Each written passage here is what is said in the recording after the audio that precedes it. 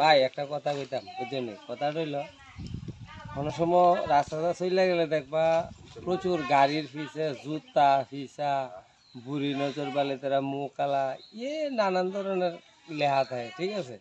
যেমন হের দিকে হের গাড়ির দিকে চাইলে সেটা আলকাতরা লইয়া করে কোন সময় না মুহ লাগাই দিব। এটা দেখা আমার একটা ফাইন জিনিস মনে হয়, ত্রিপুরার যে বগার আছে, ব্লগার না এরা বগার, তো এই বগাররার একটাই বগ মনে হইতেছে ম্যাক্সিমাম।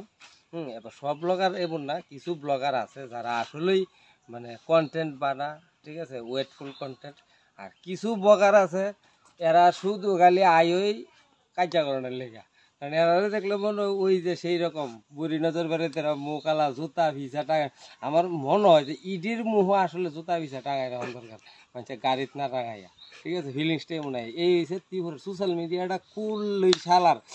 আরে কেডায় কেমনে বকলো আরে নেক্সট প্রজন্ম জানে কিতা শিখবো।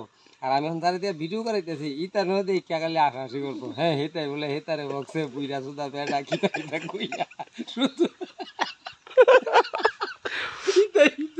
ব্লগ ত্রিপুরার জন্য মনটা জোড়াই জায়গা। ত্রিপুরার ব্লগ দেখলে মানে মনে হয় যে আসলে কই বাস করি, কোন রাজ্যে বাস করি আমরা, কি আপনার কন্টেন্ট আর কি আপনার ব্লগার ভাই বোনেরা, আহারে ও